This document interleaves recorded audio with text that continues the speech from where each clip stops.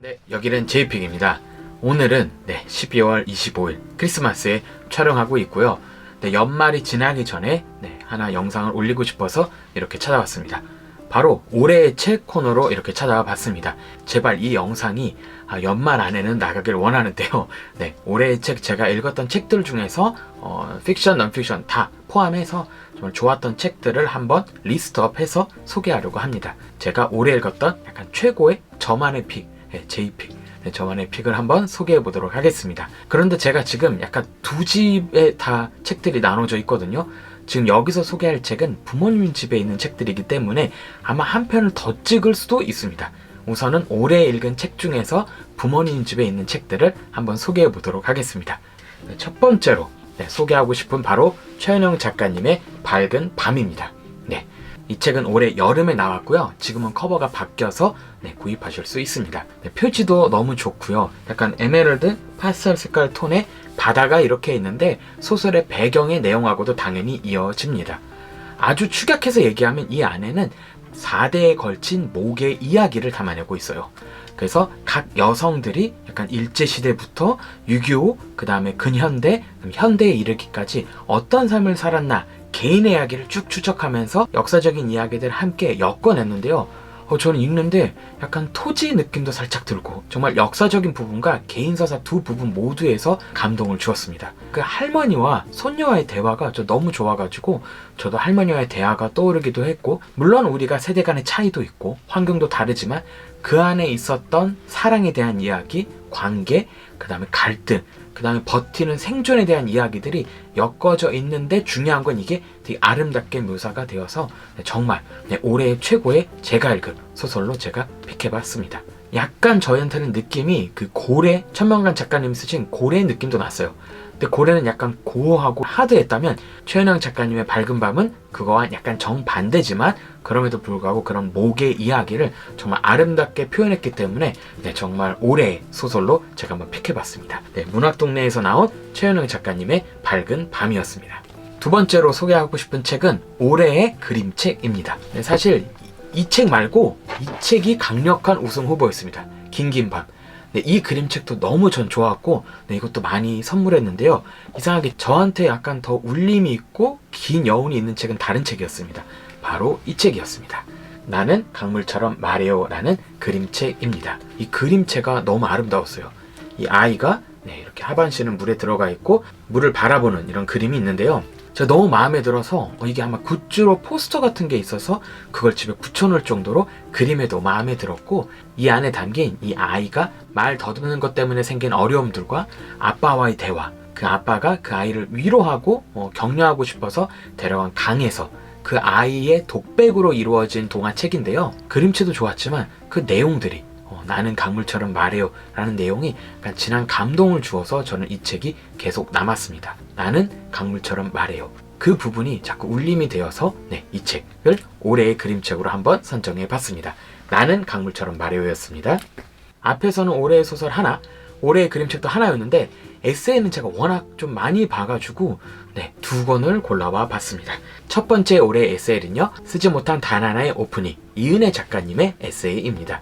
이은혜 작가님이 실제로 방송 작가님 일을 하시면서 겪었던 그런 불공정에 대한 이야기를 개인 이야기와 함께 시스템에 대한 이야기를 이 안에 담아 놓으셨습니다. 참 이 책을 읽으면 씁쓸했던 게 모든 직업이 그런 건 아닌데 어떤 직업군은요 정말 그 직업을 동경해서 약간 낮은 연봉, 열악한 환경에도 불구하고 사람들이 가는 경우가 꽤 있어요. 그럼에도 불구하고 너무 큰 불공정, 그 다음에 계약서의 문제, 노동 환경의 문제, 인간이 도구화되는 문제들을 작가님께서 겪으신 일들과 함께 시스템에 대한 내용이 잘 어울려져 있어서 약간 은유 작가님의 느낌을 받으면서 이 책을 좀 천천히 읽었던 것 같습니다. 저도 라디오를 너무 좋아하고 지금도 팟캐스트 듣고 그리고 TV 여러 채널들을 보고 있지만 그 안에서 때로는 들리는 그런 불공정함을 이 책을 통해서 이은혜 작가님의 관점으로 다시 한번 이야기를 천천히 들을 수 있어서 저한테는 꽤 큰 감동을 주고 메시지를 준 책이어서 가져와 봤습니다. 쓰지 못한 단 하나의 오프닝, 이은혜 작가님이 쓰셨고요. 꿈꾸는 인생에서 나왔습니다. 두 번째로 제가 말할 올해 에세이는요, 한번 소개했던 걸로 기억하는데 문보영 작가님의 일기 시대입니다. 이 책을 추천하는 이유는 한번 펼쳐서 보여드리겠습니다. 여기 있습니다. 네, 이게 잘 보일까 모르겠네요. 네, 211쪽에 문보영 작가님의 사인을 받았는데요. 여기 211쪽에 제가 등장합니다. 네, 문보영 작가님이 워낙 다양한 활동을 하시는데 콜링 포엠이라는 이벤트를 하신 적이 있어요. 그래서 이렇게 신청자들의 전화번호를 받아서 전화를 거셔서 시를 읽어주시고 간단한 이야기를 나누는 그런 특별 이벤트였는데 제가 두 번째로 당첨된 독자였습니다. 네, 그래서 문보영 작가님이 한 시를 읽어주셨고요. 잠깐 이야기를 나누었는데 그 에피소드가 문보영 작가님의 에세이에 실려서 네, 제가 이 페이지에 사인도 받고 네, 당연히 문보영 작가님도 작업 책방 씀에서 네, 이렇게 만나 뵀었는데요. 그래서 당연히 이 책은 제가 올해의 에세이로 뽑을 수밖에 없었고 내용도 여러분 좋고요. 꿈 같은 일기에 대한 기록들이어서 너무 재밌기도 하지만 네, 팬심으로 이 책을 고르지 않을 수가 없었습니다. 네, 문보영 작가님의 일기 시대였고요. 좀 덧붙이면 민음사TV를 보신 분들이면 알겠지만 이 매일과 영원이라는 시리즈가 어떻게 만들어진지 아시잖아요. 네, 그래서 그런 반가움 때문에도 네, 이 책을 올해 에세이로 네, 데려와 봤습니다. 남은 세 권은 조금 장르가 에세이나 이런 장르는 아니고요. 하나는 역사 기록물과 사진의 기록이 합쳐진 책이고 그 다음에 또 하나는 철학 입문서 그리고 마지막으로는 사랑에 대한 사회과학 책입니다. 그래서 한번 이 책을 간단히 소개해 보도록 하겠습니다. 네 번째로 제가 소개할 책은 기억의 목소리라는 책입니다. 이 책은 문학동네에서 나왔고요. 허은실 시인님이 글을 쓰셨고 고현주 작가님이 사진을 찍으셨습니다. 제가 올해 제주를 처음으로 방문했어요. 네, 진짜 처음으로 방문을 했는데 제가 이렇게 제주를 준비하면서 저는 역사 막 이렇게 찾아보고 막 관련 책을 보는 걸 좋아하는데 그러다 보니까 저는 제주 4.3에 대해서 좀 처음으로 제대로 공부하게 된 것 같아요. 그래서 여행 가기 전에 그런 준비를 할 때 이 책이 나왔습니다. 그래서 이 책을 미리 사서 읽고 그리고 실제로 제주도 가서도 제주 4.3 공원이나 느분숭이 기념관 이런 데를 다녀왔었는데요. 제주 여행 중에 제가 또 동네 책방을 갔는데 책약방이라는 책방이 있습니다. 정말 귀엽고 좋은데요. 그곳에 인스타 피드를 봤더니 허은실 작가님이 실제로 방문하셔서 이렇게 사인본을 두고 가신 이야기를 들었습니다. 그래서 동네 책방도 갈 겸 뭔가 사인본을 너무 받고 싶어서 제가 그 책방에 방문을 했고요. 책방도 너무 재밌어요. 지키는 사람이 없어요. 지키는 사람이 있을 때도 있는데 없을 때는 약간 양심에 맡겨서 이렇게 하시는데 저는 양심 지키고 제가 결제하고 사진 찍어서 DM으로 이렇게 보냈는데요. 정말 아이들이 지킬 때도 있고 때로는 자원봉사 하시는 분들이 지킬 때도 있는 초등학교 바로 옆에 있는 책방인데요. 정말 마을 공동체랑 함께 지켜지는 느낌이 나더라고요. 네, 그곳에서 이 책, 제주 4.3 남은 유품들에 대한 여러 기록들, 사진들을 함께 담은 책을 너무 잘 읽었습니다. 제주 4.3 사건 때 희생되신 분들의 유품들 사진들이 이렇게 담겨져 있습니다. 그 유품 사진들과 함께 허은실 시인님의 시들이 담겨져 있어서 제대로 그 슬픔에 대해서 마주하는 책 같아서 너무 천천히 잘 읽은 책이어서 올해의 넌픽션 부분에서 이 기억의 목소리를 가져와 봤습니다. 그 다음에 소개할 책은 정말 트위터에서 이 책을 너무 자주 봤습니다. 바로 소크라테스 익스프레스입니다. 정말 재미난 철학 입문서입니다. 그런데 컨셉은 표지에서 보이듯이 약간 기차 여행하는 컨셉인데요. 여러 철학자들의 이야기를 물론 진지하게 풀어내는 책도 도움이 되겠지만 인생을 여행으로 약간 연결을 시켜서 특별히 기차 여행 느낌으로 풀어내면서 잠에 대해서 병에 대해서 우정에 대해서 시간에 대해서 그리고 마지막은 죽음에 대해서 쭉 연결해서 여러 철학자들의 이야기들을 가져옵니다. 그래서 정말 술술 읽히고요. 명문들이 정말 많아요. 트위터에서도 보면 이렇게 명문장들을 서로 막 공유하고 리트윗하고 이러더라고요.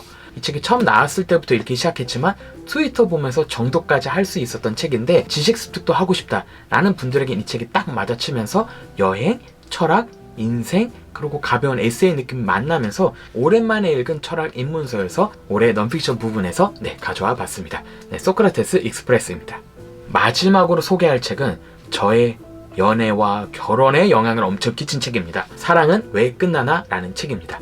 부제에서 책의 내용이 이미 다 나옵니다. 사랑의 부제와 종말의 사회화, 취향에 따른 애정이 왜 불안을 만들어내는가, 또는 왜 안정적인 관계와는 별개인가 라는 질문이 저한테는 꽤 오랜 시간 있었거든요. 이 책은요, 자본주의 비평을 이렇게 가져오는 것 같아요. 우리도 모르게 관계, 우정, 그리고 연인과의 관계, 이걸 다 퉁치면 이런 사랑이라는 것조차도 약간 상품 보듯이 우리가 고르지 않았나 라고 하면서 질문을 던져봅니다. 우정과 사랑과 관계들이 얼마나 약할 수밖에 없는지, 왜냐면 그게 상품처럼 된 것이기 때문에. 그래서 그거에 대한 아주 진지한 사회학적인 풀이를 이 책 이 두께에서 진지하게 풀어냅니다. 약간 연애, 결혼에 대한 고민이 있을 때 이 책이 상담받듯이 재밌게 읽었던 책 같아요. 네, 올해 2021년은 이렇게 7권의 책을 한번 가져와 봤습니다. 네, 기준은 부모님의 집에 있는 올해의 책이었어요. 소설, 그림책, 그리고 넌픽션 부분의 책들이 꽤 많았는데요. 네, 그 중에서는 저의 이야기가 포함된 책, 팬심을 건드린 책도 있었지만 개인적인 막 연애, 결혼에도 영향을 끼친 책도 있었는데요. 이런 책들이 저는 올해 남았던 것 같습니다. 이제 2021년도 끝나고 새해가 찾아올 텐데 내년에도 저는 책을 읽겠죠. 네, 근데 이게 재미난 게 1년치 책을 쭉 보니까 내가 어떤 생각과 어떤 고민을 했는가, 어떤 관점으로 세상을 봤는가가 좀 보이는 것 같아서 이렇게 추스리는 게 되게 재밌었던 시간이었어요. 여러분도 한번 올해 내게 영향을 준 책, 영화, 음악을 한번 이렇게 연말정산하듯이 하면 좋을 것 같습니다. 네, 2021년 올해의 책은 이렇게 7권을 가져와 봤습니다. 네, 또 뵙겠습니다. 감사합니다.